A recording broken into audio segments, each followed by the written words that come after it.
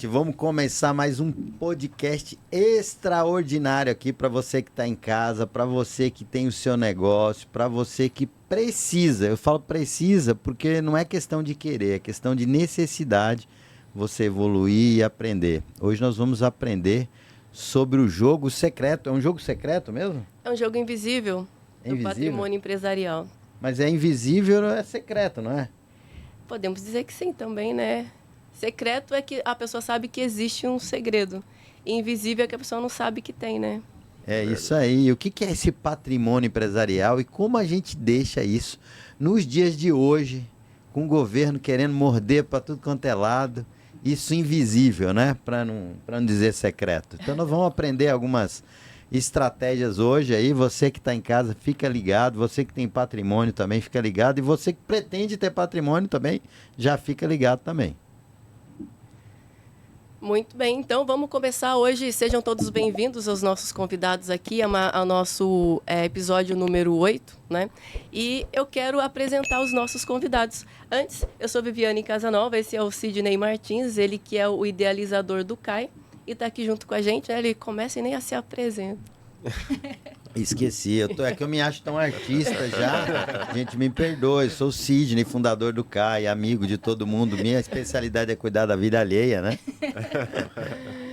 E hoje a gente vai ajudar você que está aí assistindo a gente a cuidar da sua empresa.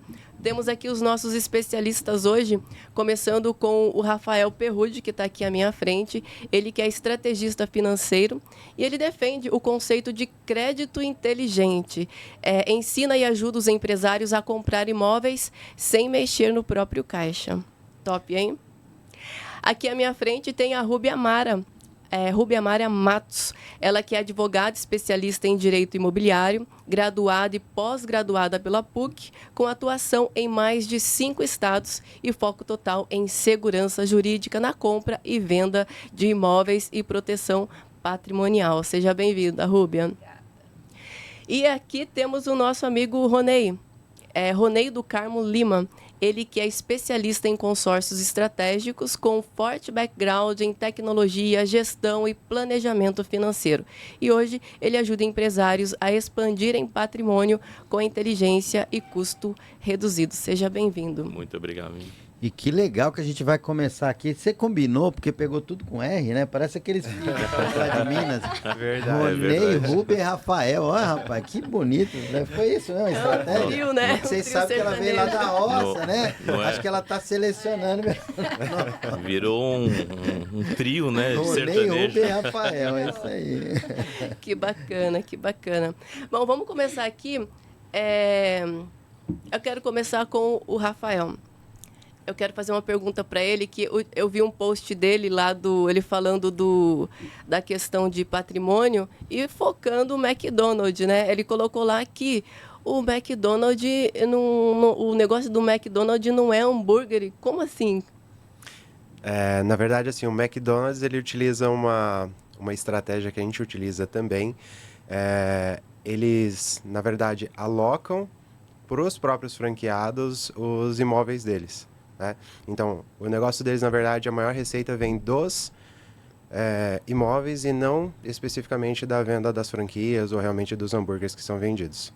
Então, a estratégia é realmente o foco no imóvel, na aquisição de imóveis.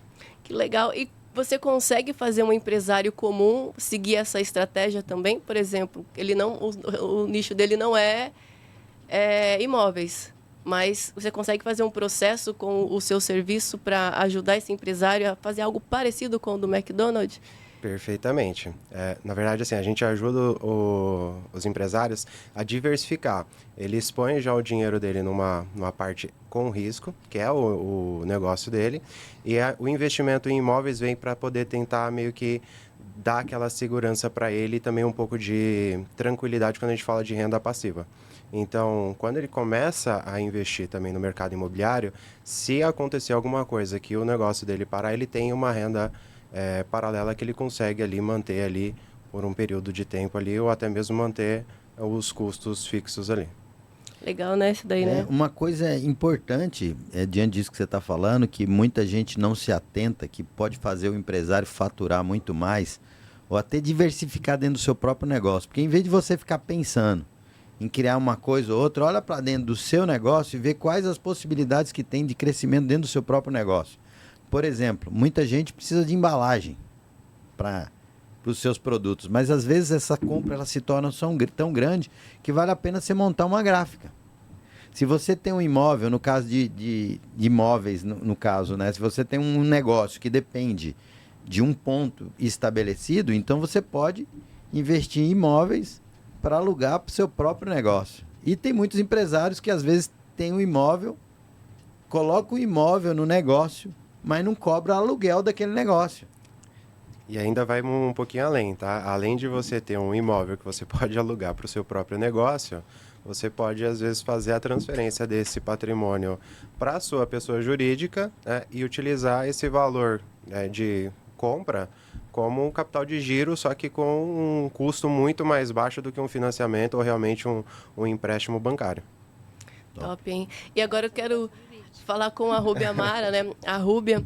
Rúbia, vamos contradizer um pouco o que o Rafa está falando aqui. Assim, todo mundo fala que imóvel é seguro, mas isso é um mito, não é? Depende. A famosa frase de advogado, né? Depende.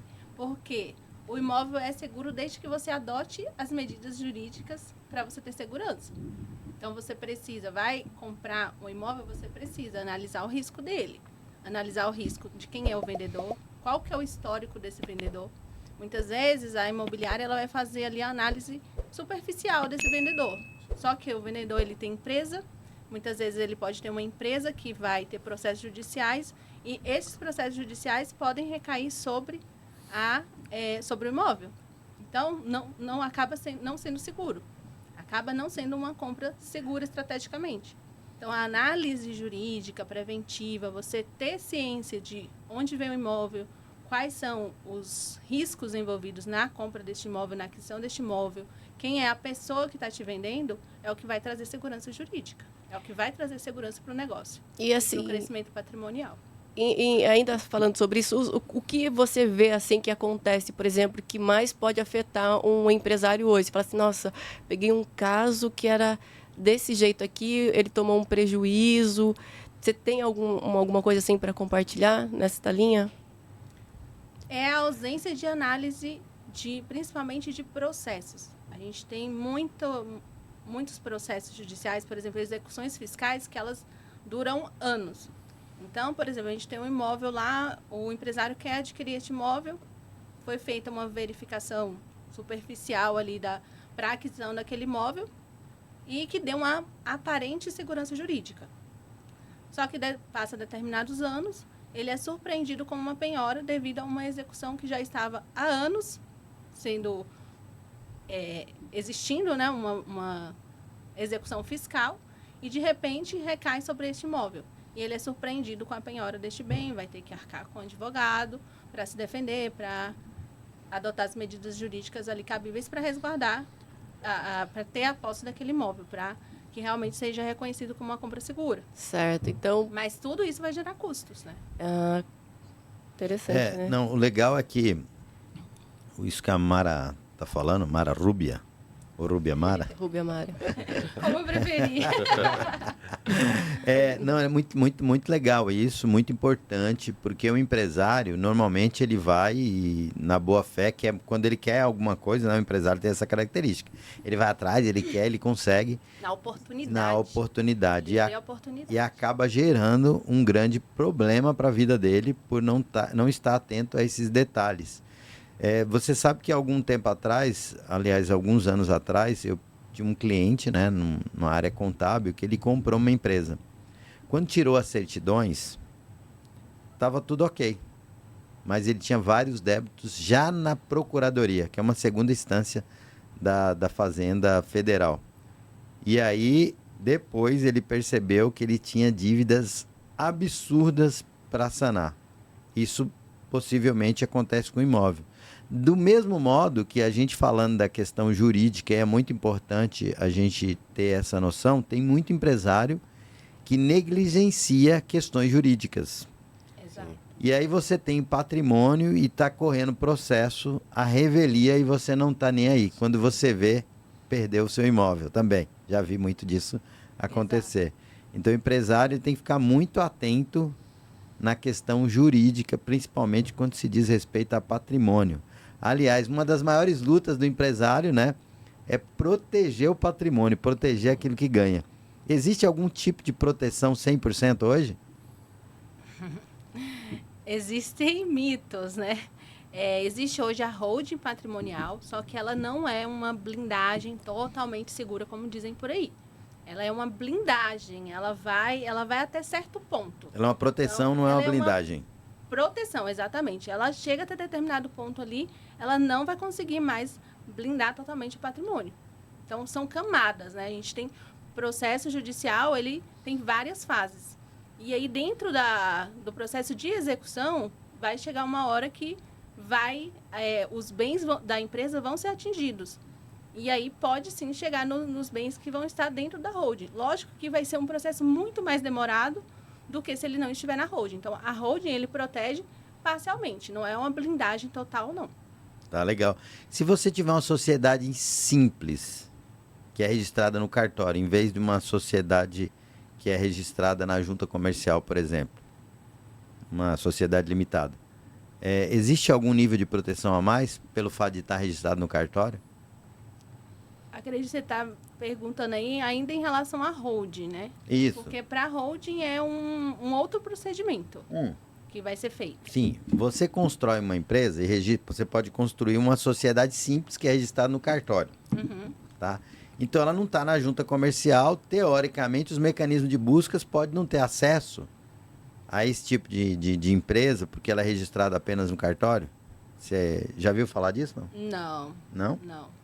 Tá. Porque geralmente é feita a busca geral, né? Em Tá. tudo que existe em nome da empresa. A pessoa. sociedade simples aparece nessas buscas? Geralmente sim. É? Me falaram que não, né? Então estou questionando aqui para ver se Até onde uma- eu sei. um encontro. Porque antigamente era muito comum. Toda empresa prestadora de serviço, você registrava não na junta comercial. Você era obrigado a registrar no cartório. E aí, com a mudança na legislação, você começou a registrar as sociedades simples, na verdade, que é as prestadoras de serviço, você registra na junta comercial. E aí você começou, a grande maioria, a fugir do cartório. Só que o cartório ele não é tão conectado como a junta comercial. Então, de repente, gera essa percepção aí de poder ou de ter aí um nível de proteção, porque teoricamente o jurídico vai em cima do que ele consegue visualizar, né? Pesquisar. Hoje a gente tem cada vez mais ferramentas mais elaboradas dentro do judiciário para fazer a pesquisa. Cada vez mais inúmeras ferramentas aí que vai fazer essa pesquisa de bens cada vez melhor, né? Graças a Deus. Legal. Agora eu quero seguir aqui com o Rony. Rony, assim, eu quero ver a sua visão em relação como que um empresário ele pode crescer o patrimônio dele enquanto empresa utilizando o consórcio. Né? Porque a gente tem a questão que a Rubia está falando de prejuízos, entre as coisas que a gente tem que avaliar. Mas a gente tem que ver também como que a gente pode crescer, né, utilizando o consórcio. O que você pode falar assim, para a gente em relação a isso? Primeiramente, boa tarde. Obrigado por estar aqui.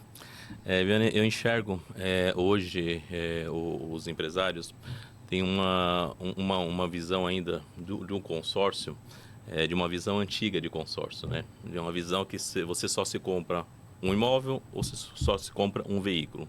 E esquece um pouco do novo consórcio, né? Que é a parte de patrimonial, alavancagem patrimonial e alavancagem financeira, que é o grande tchan hoje do consórcio, tá? E os empresários hoje, eles têm várias formas de crescer esse patrimônio e de forma segura, tá? Por exemplo, ele pode, alavancar novos patrimônios através do consórcio com uma taxa muito menor e o principal, ele pode fazer esse processo sem descapitalizar. Tá? Às vezes a gente está comparando um pouquinho com financiamento, que às vezes ele tem que tirar 30% tal, e as prestações são muito maiores. No consórcio ele não precisa descapitalizar, porque às vezes tem um lance embutido. E a forma de crescer esse patrimônio? é comprando imóveis através do consórcio e ou alavancando financeiramente, tá? Ou alugando esses imóveis e crescendo ao longo do período aí e protegendo a empresa. Inclusive com seguro, né? Que com o seguro, o consórcio, muita gente não sabe, tem um seguro que você pode fazer. Isso já garante também, fora uma segurança para a empresa, uma segurança familiar também. Legal. E assim, a gente sempre tem a visão de que o financiamento ele é mais rápido, né? Quando você, principalmente para quem não tenha conhecimento dos dois lados. Mas agora você está falando que tem a questão do lance embutido, né? Por exemplo, vamos fazer uma simulação. Eu tenho quero financiar um prédio para minha empresa que custa R$1 milhão. E se eu for fazer através de financiamento, eu vou ter que ter pelo menos uns 40% ali, uns R$400 mil. No caso do consórcio, já não seria neste formato, né? Como que seria? Perfeito. No caso do consórcio, como não tem essa entrada, tá? Ele pode de forma planejada. Tá? Então, por exemplo, isso é o melhor do consórcio, o planejamento. E sair dos juros também, que é uma grande vantagem. Tá? Por exemplo, você deu um bom exemplo, um imóvel de R$1 milhão. Para o imóvel de R$1 milhão, tá? Se o empresário hoje ele está capitalizado, ao invés, por exemplo, dar um exemplo, ao invés de ele pegar esses 40% e aplicar direto no imóvel para estar com o imóvel, ele pode muito bem aplicar esses 40%, esses R$400 mil, em qualquer renda. Uma renda fixa ali que vai dar 1% para ele já, inclusive, ele consegue pagar, entendeu? Uma grande parte da parcela do consórcio e não precisa descapitalizar. E aí que você falou, se usa o lance embutido. O que é o lance embutido? É ele pegar entre 20% e 25% da própria carta dele, tá? E aplicar o lance para acelerar essa contemplação dele. Então, ele não descapitaliza, ele fica com o dinheiro rendendo, pode se ajudar e de forma planejada ele tirar esse imóvel sem dar essa entrada. Tipo, esses 400 mil quase pagaria a parcela dele. É isso. Hoje, inclusive, numa parcela reduzida, vou te dar um exemplo prático aqui, numa parcela reduzida, num valor de R$1 milhão, ele consegue pagar R$3.500 de uma parcela, com crédito de R$1 milhão. E deixa eu fazer uma pergunta aqui. E como é que é, por exemplo, eu vou lá, me encanto e quero fazer isso. E aí começo a pagar a prestação. E na hora de tirar esse bem, quais são os problemas que eu encontro? Porque eu já vi vários casos, né, de gente que tem o consórcio, que até foi contemplado ou de alguma forma conseguiu lá a liberação do crédito, mas na hora de liberar pontualmente, entregar o dinheiro, a empresa do consórcio fica criando um monte de obstáculos para não liberar. Como é que funciona isso? Tá. Boa pergunta, Sidney. Como funciona isso? Na liberação do crédito, nada mais o consórcio é a parte de liberação do crédito. A parte burocrática, tá? O consórcio aguarda toda a documentação. Então, por exemplo, o imóvel tem que estar 100%, tá? Vai ser puxado, por exemplo, como se fosse uma compra via financiamento. Vai ser puxado nos 10 cartórios, o nome da pessoa, do comprador. Todo esse processo é um processo normal, indiferente do consórcio. Tá?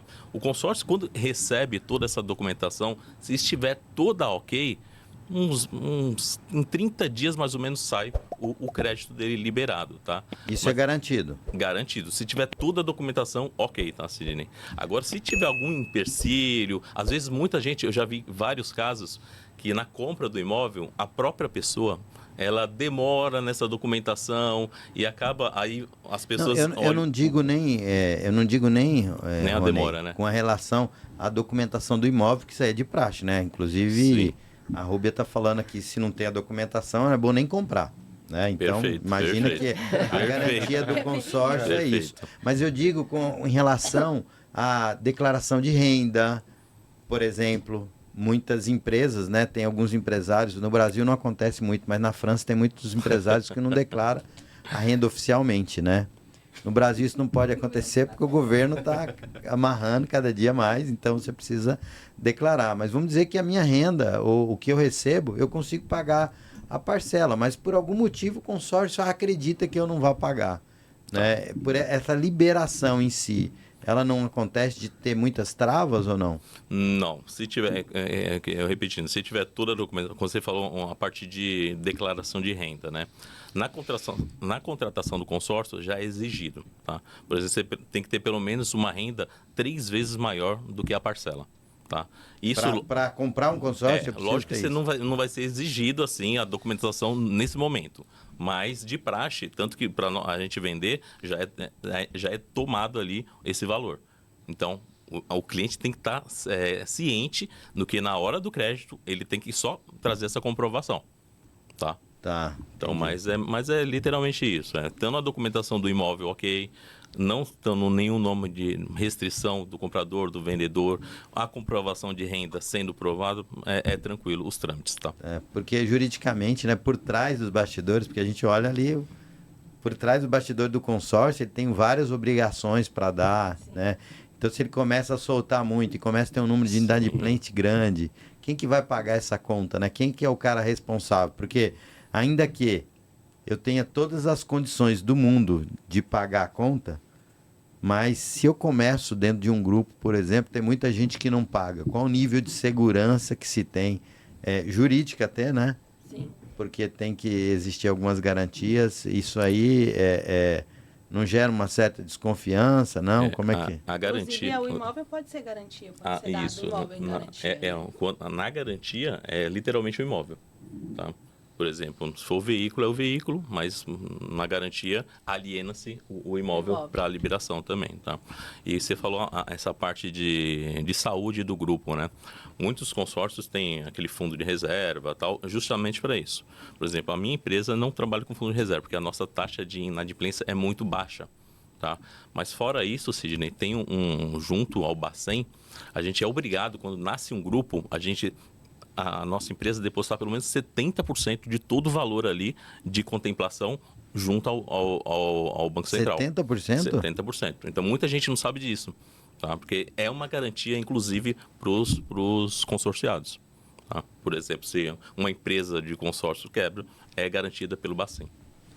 Interessante. E eu quero estender essa conversa, mas agora trazendo para o Rafa, porque ele me contou numa conversa que a gente teve um outro dia, que ele estava em processo de ajudar um cliente que tinha um financiamento e estava revertendo esse financiamento para o consórcio, que no seu planejamento foi a forma mais segura para ele continuar com o bem dele, né? Como que funcionou isso? Porque às vezes a gente acha que, por exemplo, fiz financiamento, já era, né? Perdi, eu vou ter que pagar 2 casas, 2 carros ou até mais ali. Como que você vê isso? Como que você faz essa transição? Na verdade, assim, eu vou contar o histórico porque acho que fica mais fácil de entender, tá? Ele me ligou no final de semana e aí eu atendi e tal, ele estava meio desesperado e ele falou assim, cara, eu realmente não sei o que eu vou fazer porque eu acabei de sofrer um acidente e não tenho seguro. Então, todo mundo me conhece, mas é por conta da marca, então acho que eu vendo só seguro. E aí eu falei assim, tá, beleza. Comecei a conversar com ele e tal, e dava pra sentir que tinha alguma coisa a mais, né? E aí eu falei assim, cara, me conta realmente o que tá acontecendo, porque eu acho que tem algo mais. E aí ele falou assim, então, não é só a questão de ter que arcar com um dinheiro que eu não tenho agora para levar o carro de volta para São Paulo, né? É uma questão em que eu comprei um apartamento para os meus pais não conseguem pagar a parcela, então agora, tipo, eu absorvo toda essa parcela, eu não consigo colocar mais R$10 de parcela nessa questão. Ele falou assim, eu tenho até um outro carro, mas a gente não... Assim, eu tô realmente sem chão, eu vou tentar vender meu carro para poder tentar adiantar alguma coisa e tal. E eu falei assim, tá, vamos fazer o seguinte, vou fazer a simulação para você, se a gente amortizasse, que é o que você está querendo fazer, e substituindo o financiamento pelo consórcio.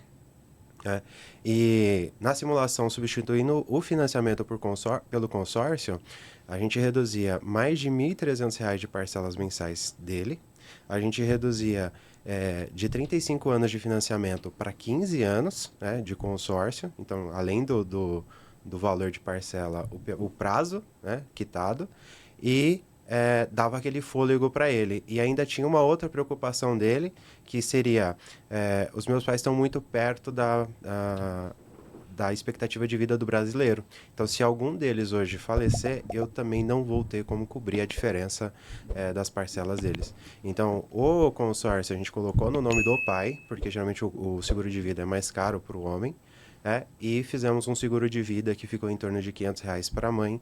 Então, assim, qualquer um dos dois que chegasse a faltar, conseguiria quitar o consórcio para eles e ele não teria mais que arcar com nenhuma parcela. Então, realmente, assim, na hora que ele veio com aquele desespero, a primeira coisa tem que resolver o desespero e não simplesmente uma batida de carro. Top. Então, o que você está falando, Rafa, é que é importantíssimo no caso de uma dívida, né? Estamos falando aqui do consórcio em si, mas qualquer dívida é importante a gente pensar nesse seguro de vida, né? Porque se alguém vier a falecer... Com certeza, porque aí a sua Você família perde a acaba... casa. Exatamente. Exatamente. Top. Interessante, né? E trazendo um pouco para a Rúbia, a gente vê que tem muitas ofertas aí de tipo, investimentos em... Eu falo, né? Investimento compartilhado, né? Seja sócio de um resort, seja sócio de um hotel, né? No ponto jurídico, como que é isso? Porque ao primeiro ver, você fala assim, cara, eu tô com uma grana aqui, eu vou... Né? Vai ser um negócio top. Mas e aí, é isso mesmo que a gente vê? O que eu vejo é muito empresário caindo no golpe da cota de resort. Eu já caí. Dinheiro fácil. Cheguei lá, A sentar. prova viva. Muitos anos atrás eu fui em Goiás, né? Cheguei lá. Vamos ali almoçar, né? Povo legal, bacana. Eu tava sem fazer nada, rodando, né? Vamos embora. A mesma história. Cheguei lá, e champanhe pra cá, né? Às vezes até proibiram champanhe hoje em dia, né? Bebida alcoólica. Se não né? altera, Não, né? continua. Você assina Continua? qualquer coisa. Assim, proibido está, né? Que eles Aí continuam veio aquela oferecendo. conversinha, quando eu vi, já tava assinando o negócio. Depois eu falei, cara, mas por que eu quero isso aqui mesmo, né? Não tinha o menor sentido, mas já tinha pago umas parcelas, já tinha dado a entrada. Aí eu, cara, não teve acordo, não teve devolução, não. Perdi o dinheiro que eu tinha dado. Né? Acho que... Exatamente. Então, quem se aventura, porque assim, a pessoa acaba se aventurando, né? Eu sei que é uma venda emocional, o judiciário já entende que é uma venda emocional, mas não é tão favorável assim para quem compra, não. Principalmente se é realmente um investidor, né? Então, tem que ter perfil de investidor para querer investir em multipropriedade, em cota de resort, porque se você é só uma pessoa passeando com a sua família, um empresário, passeando com a sua família em Caldas Novas, em Porto Seguro, em Olímpia, Gramado, todos esses lugares, você pode sim ser abordado e cair aí, que realmente acaba sendo um golpe, porque você não consegue cancelar, eles dificultam o cancelamento, eles cobram uma multa abusiva para esse cancelamento e você acaba sendo obrigado a pagar parcelas de uma coisa que você realmente não queria. Você não tem expectativa. Você vai ali uma vez no ano, amei, quero uma cota aqui, mas você não volta lá todo ano para poder ficar pagando condomínio, que você paga condomínio, além da parcela. Você sabe que esses caras que vendem isso, depois que eu entendi o desenho, várias vezes eu me propus a comprar cotas de resort, né? Então chama lá, convida e eu sento. Por quê? Porque eu quero entender a técnica de venda. Sim. Então eu participo de todo o processo, item a item, para entender como é que os caras têm uma forma de vender tão estratégica, né? E de fato é algo que é um aprendizado sensacional. Se você tem tempo de chegar num ambiente desse e receber uma oferta, vai, porque se você tiver tempo, é claro, vai fazer muito sentido para você aprender as técnicas poderosas de venda que essa galera tem. Eles estão inovando sempre. Vá, mas não assine. Não assina o documento, né? Pelo amor de Deus. Dependendo, você até contrata o vendedor, né? Dependendo. Quer fazer uma parceria, né? Exatamente. E é importante falar que, assim, por lei, 7 dias para fazer o cancelamento, sem nenhum custo. Mas a maioria das empresas acabam querendo ou reter todo aquele valor que você pagou, que eles pedem um adiantamento ali, ou reter todo esse valor, ou pelo menos 60% dele. Tá? Então, é importante solicitar o cancelamento em 7 dias no máximo. O melhor é não assinar, né? O ideal Não é nem assine. assinar. É isso aí. Melhor eu curtir o Já pegou, resort. Rúbia, alguém que passou por isso, para falar assim, Rúbia, pelo amor de Deus, eu Nossa, investi toda uma grana. semana.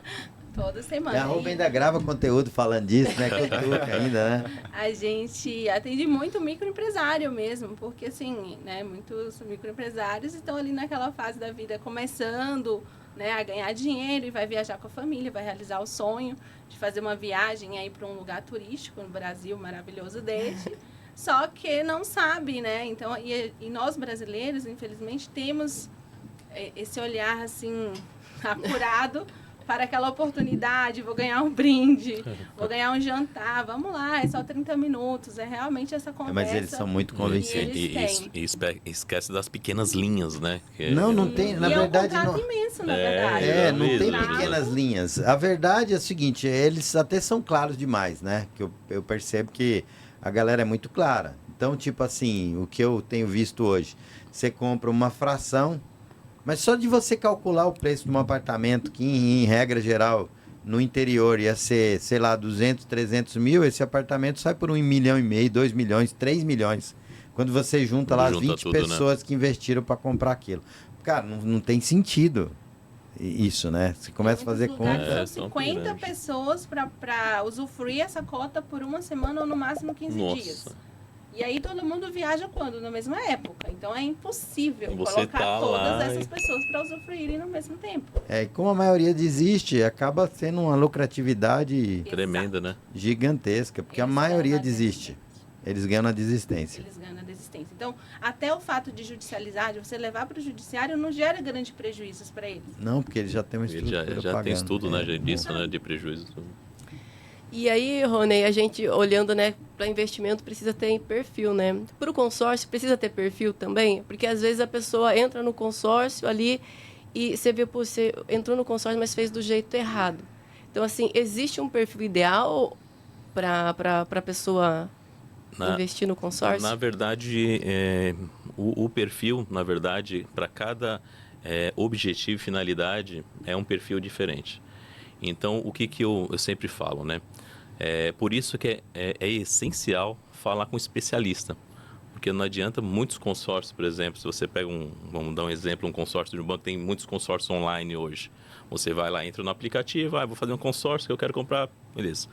A pessoa não sabe o grupo que ela está entrando, não sabe a estratégia desse grupo, então o perfil tem que ser tratado ali individual com um especialista, para a pessoa realmente não se frustrar. Por quê? A gente está trabalhando com o sonho das pessoas.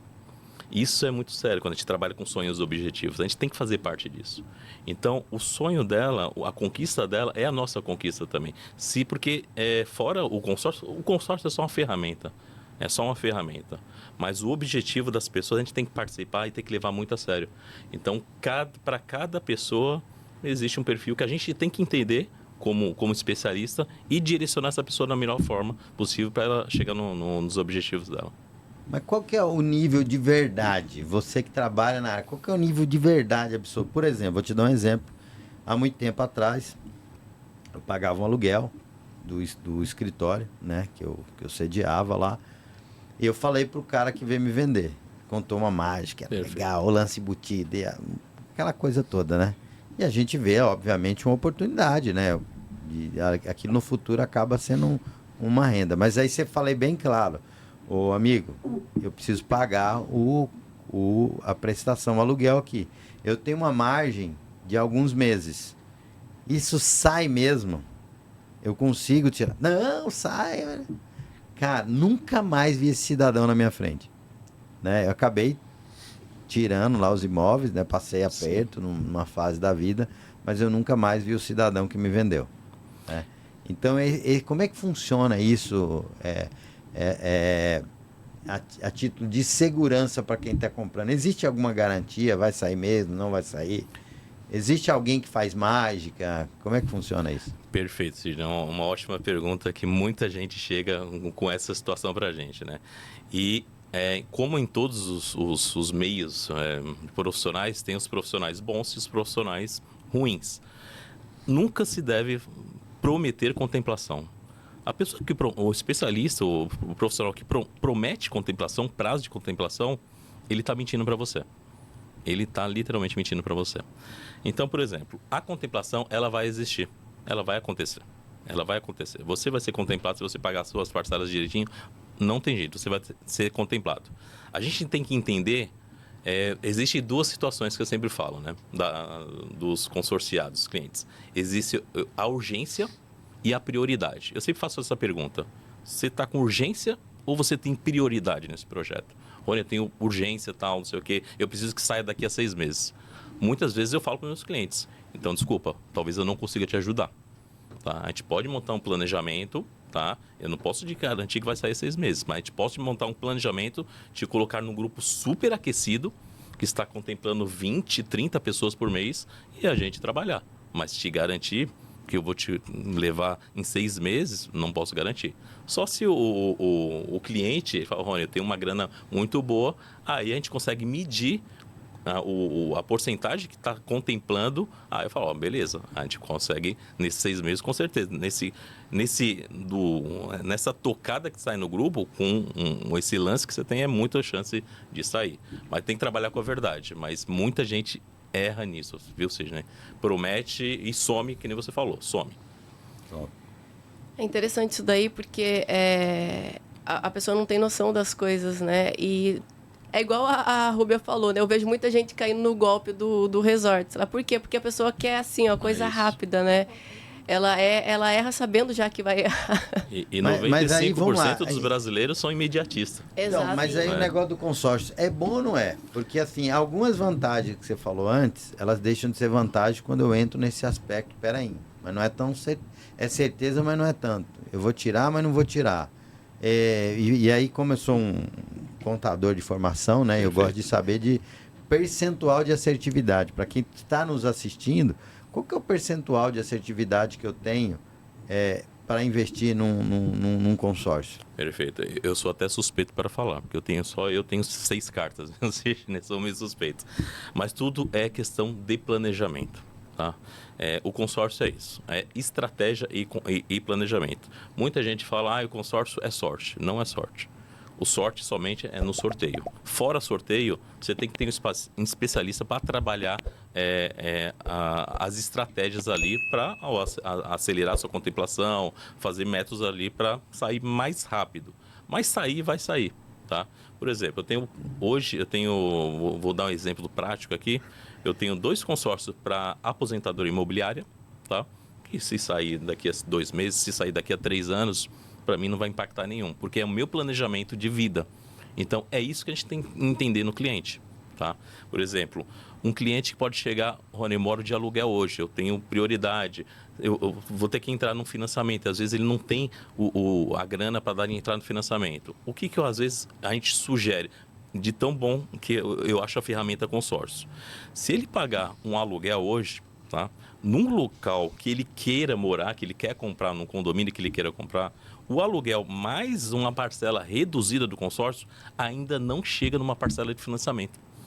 Então, só nisso é uma ótima estratégia. Por quê?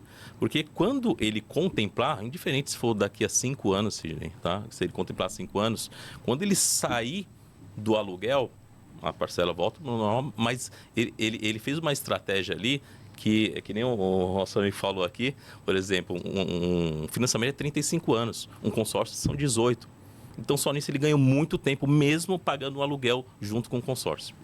Entendi. Eu acho que o Rafa também ele pode complementar, porque assim... Ou discordar também, viu? Aqui, Você pode discordar também.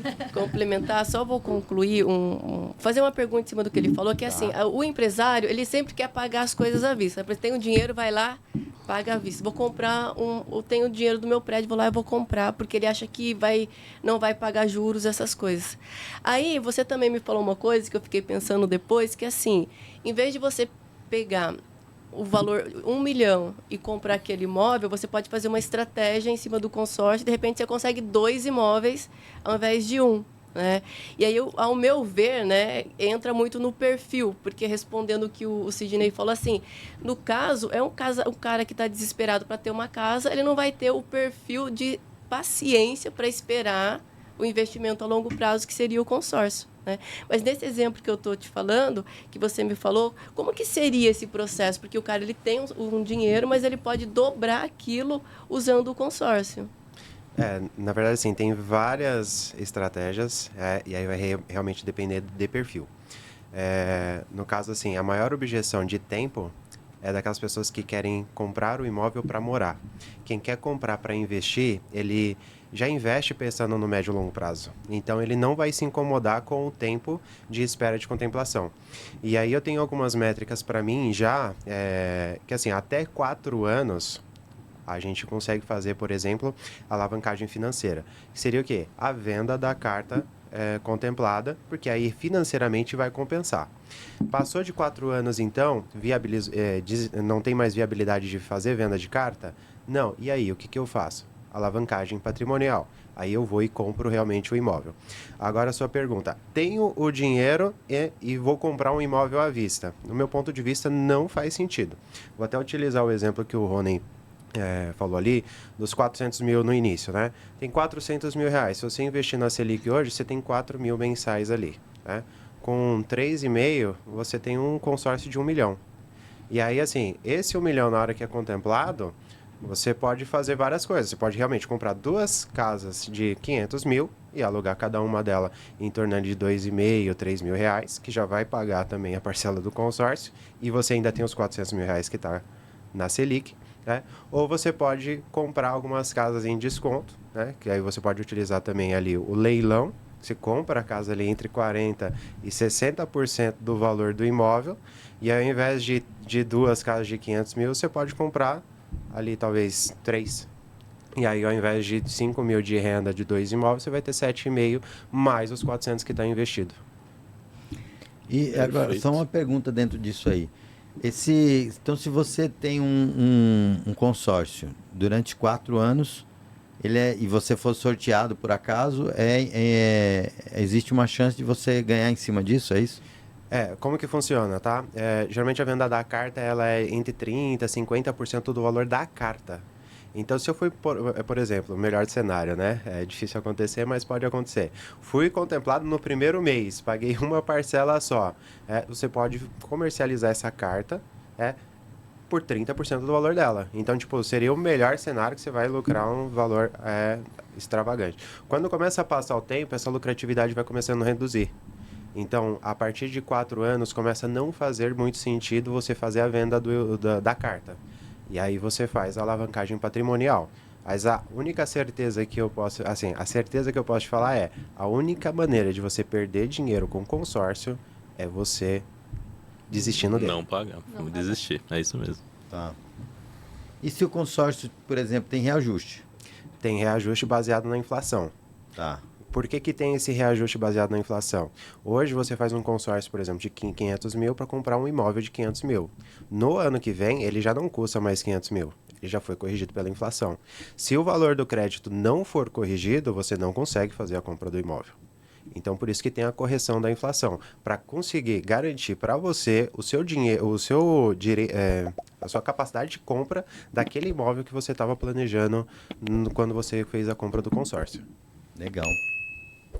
Você entendeu essa jogada aí? Entendi. Eu demorei para entender, mas quando eu entendi... Sensacional. Falei, nossa, que da hora. Porque, assim, é isso que você fala, né? Investir com o dinheiro do outro, né? Porque você só fez a ação de comprar ali...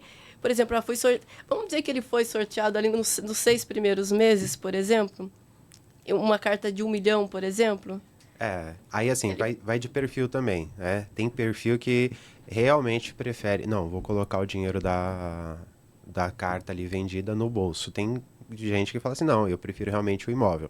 Então, tudo é perfil. E aí é o perfil do cliente, não a gente achar que é melhor para ele. Então, fui contemplado em 6 meses. Se ele não achar que é viável colocar o dinheiro dos 30% do valor do crédito no bolso e começar isso, a gente compra o imóvel, né? E aí ele lucra com os aluguéis. A questão que você falou do investir em imóveis sem colocar dinheiro seu, você tem um capital, mas você não vai tirar ele, você vai tirar só o que rende ali para você pagar no início. Contemplou, você não paga ele mais, você pode usar o rendimento para fazer outro consórcio, para poder comprar outros imóveis. E com 400 mil você faz um consórcio de 1 milhão. Então, já é um salto muito grande. Você passa de 400 mil para 1 milhão e 400 de patrimônio, só que te dando uma receita acima de 10 mil mês. Top, né? Vou dar até um exemplo aqui, né? Falando, teve um cliente, né, mês passado, que de 1 milhão, uma carta de 1 milhão. E aí, ele fez 2 meses, pagou 2 meses. 7 mil reais ele pagou. Foi sorteado. E ele, planejamento de compra do imóvel. Na hora que ele recebeu a oferta de 300 mil reais, ele falou, não, me dá os 300 mil que eu faço uma nova carta. E é isso. Perfil, né? Foi o perfil dele, foi maravilhoso para ele. Porque daí ele neutraliza o investimento dele, só entra no lucro, totalmente. né? Financeiramente sai muito vantajoso, É né? muito Porque vantajoso. 300 mil, vai dar mais 3 mil, já dá pra fazer... Nossa, muito. Dá pra fazer 2. É isso. Dá pra fazer um salto legal. Da hora. E eu quero trazer para a Ruby agora, ele vai fugir um pouco da questão empresarial, mas uma coisa que acontece muito, né? Meus pais passaram por isso, acho que muitos também passam e não entendem. A questão do regularizar imóvel do ente que faleceu, né? Qual que seria... Porque, por exemplo, a gente teve 2 casos dos meus avós, que passou para os meus pais e para os irmãos dele. A gente vendeu o imóvel a troco de banana só para poder regularizar ali, porque não tinha o que fazer, né? E aí eu quero encaixar 2 perguntas para você nesse caso. Primeiro, qual é o processo para fazer isso? Né? Todo mundo fala que tem que fazer em vida, que não sei o quê, mas como fazer isso de uma forma prática para a família no geral? Até para os donos ali, por exemplo, os pais não correrem o risco dos filhos querer vender a casa enquanto eles estão ali ainda vivos, né? E um outro ponto por exemplo, para quem vai comprar um imóvel que está todo lascado, assim, como que funciona? Porque ele, de certa forma, existe uma desvalorização, né? Mas é válido, por exemplo, comprar para corrigir? Só uma correção. O que você está perguntando aplica-se, sim, aos empresários em geral, né? A gente está trazendo o contexto familiar, mas todos os empresários têm uma família e muitas vezes deixa até de trazer uma lucratividade para o seu próprio negócio por ter um imóvel irregular na família. Vou além, tem empresário que tem 3, 4, 5 famílias. Aí gera um pouco mais de problema. Mas em relação à sua primeira pergunta, né, que seria trazer essa questão do imóvel, regularizar antes dos pais virem a falecer. Isso, né? Nesse caso, a gente tem alguns instrumentos jurídicos que facilitam essa questão. A gente tem o testamento, que você já pode fazer e já determinar ali para quem vai cada bem, e você já faz a divisão de bens, né, do seu patrimônio. E aí a gente tem garantias aí, né? Quem é filho legítimo ali, quem é herdeiro legítimo, tem que garantir os 50% da legítima, que a gente fala. E o restante ele pode fazer a doação, tá? E tem a questão de doação em vida. Você pode fazer essa doação em vida e para assegurar que você não vai ficar sem residência, você coloca uma cláusula que a gente chama de usufruto. Então, você vai usufruir desse imóvel enquanto você estiver vida, seus filhos só vão poder vender com o falecimento, que aí realmente eles vão ser os proprietários do imóvel, com a doação com usufruto. Certo. Tá? E em relação à segunda pergunta... Que é comprar um imóvel nessa condição, né? Irregular. Irregular, por exemplo. É lucrativo ou não, considerando tudo? Depende. Porque a gente tem que ver sempre a questão de perfil, né? Você tem um perfil de investidor, se você já tem uma análise de mercado imobiliário, que você já consegue ver num imóvel que tem um inventário pendente ou uma usucapião pendente, como uma forma de que aquilo ali vai valorizar ao longo do tempo, você pode investir e suprir depois os custos dessas despesas que você teria para regularização. Isso pensando com uma mente de investidor. Então, você vai investir um imóvel que está irregular, mas por quê? Você sabe que aquela área está em crescimento, está em valorização, então, daqui a uns anos ela já vai valer e vai cobrir ou até multiplicar aí, diminuir os gastos que você teve. Vai trazer lucratividade para você, para o seu negócio. E a outra forma é realmente você regularizar, você fazer a regularização do imóvel para você revender, para você vender esse imóvel lá na frente. Enquanto dono, no caso ali. Enquanto dono. Ah, certo. Enquanto Legal. dono, você fazer a regularização. E aí depende de cada situação, né? A gente tem vários instrumentos jurídicos para fazer essa regularização. Pode ser um usucapião. Muitas pessoas acreditam que tudo se resolve com o Sucapião. Mas não, existem outras ferramentas até mais rápidas. Inclusive, hoje a gente tem muita coisa que se resolve no próprio cartório.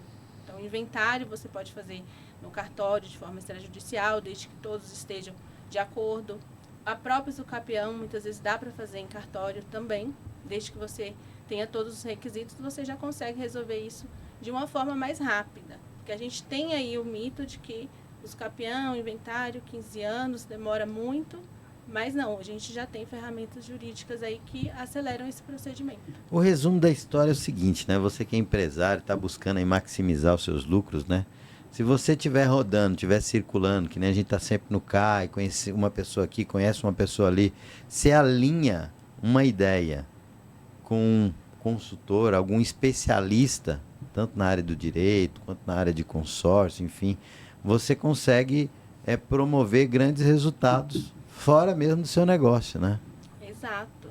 E uma questão que é interessante na área imobiliária, e aí já vem para 2026, em razão das mudanças aí do Código Tributário, que quem tem um imóvel ou um terreno, muitas vezes não sabe, mas você pode colocar isso na mão de um investidor, porque você não tem o dinheiro ali, muitas vezes, para fazer a regularização, mas aquele investidor, ele tem, e às vezes ele está interessado naquele imóvel, seja para construir um prédio e multiplicar o patrimônio dele, mas é importante que você tenha essa noção, que você saiba disso, porque muitas vezes você está perdendo uma oportunidade. O imóvel está lá parado e você está reclamando que não tem uma verba, sendo que você poderia... Sabe que isso acontece muito no CAI, enfim, com empresários de uma forma geral? Às vezes ele tem uma ideia muito boa, e realmente é uma ideia boa, porque uma coisa é o que a gente acredita que é, outra coisa é o que é de fato. Mas se for uma ideia boa de fato, se existir mercado para aquilo, com a sua ideia você consegue arrumar investidor, você consegue que alguém invista no seu negócio, que você tenha resultado naquilo sem investir o seu dinheiro, até porque você não tem. Agora, questões importantes. A ideia é tão boa, faça um contrato, busque um advogado, faça a coisa direito. E aí você vai ter resultado, não é? Buscar auxílio, né? Gente, o papo tá bom, mas olha, já se passaram quase 1 hora, né? Quase 60 minutos. A gente vai encerrar. E antes de encerrar, eu quero fazer aquela dica de ouro, né? Sim. Cada um de vocês deixar uma frase de impacto, uma dica top, assim, para quem está assistindo a gente, né? Que está assistindo, se você ainda não está seguindo o nosso canal, então segue, curte, compartilha, porque esse é assunto que todo empresário precisa saber. Porque todo mundo só pensa que ser empresário é vender, né? Mas tem algumas coisas que eles têm que olhar que vai gerar lucro também. Então, compartilha aí. Rafa, deixa aí a sua dica final, para a gente encerrar assim com chave de ouro.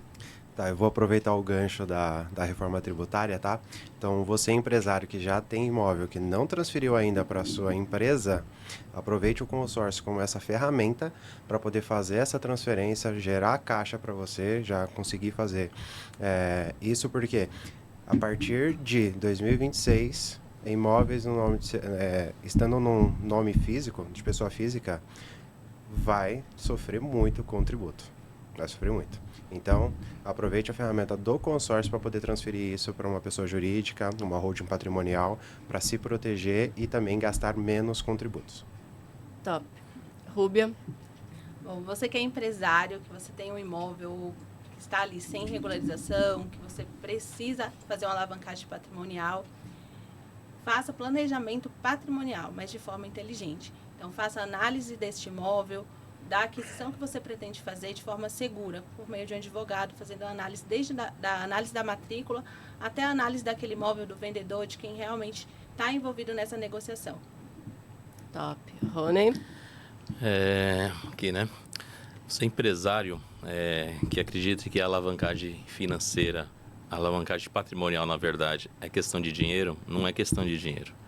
É questão de planejamento, é questão de método e estratégia. Porque com muito pouco dinheiro, você que é MEI, você que é um grande empresário, um médio empresário, com pouco dinheiro você consegue começar e se transformar isso em grandes conquistas no futuro com planejamento. Consórcio é só a ferramenta. Então, começa. Top. A palavra do dia é planejamento. É isso. Planejamento. Quero ver planejar, né? Muito bem, gente. Só agradecer a presença de vocês aqui. Foi um prazer recebê-los. Obrigado por ter Obrigada por terem aceitado o meu convite de participar aqui. É sempre um prazer ter pessoas boas com a gente, né, Sidney? Foi uma honra Isso aí, aqui. maravilhoso, né? Maravilhoso. E muito você bom. que não tá aqui ainda tá perdendo tempo, viu? Vem pra cá logo, vem fazer um kikiki bom, né? Trocar ideia, conversar, porque essa é a meta, né? Se você não tá circulando, eu falo que até as pedras estão em movimento. Se você não tá em movimento, começa a ficar em movimento que as coisas vão Perfeito. acontecer. Isso aí. Muito bom. Valeu, gente. Obrigado, Obrigado. gente. Valeu. Valeu.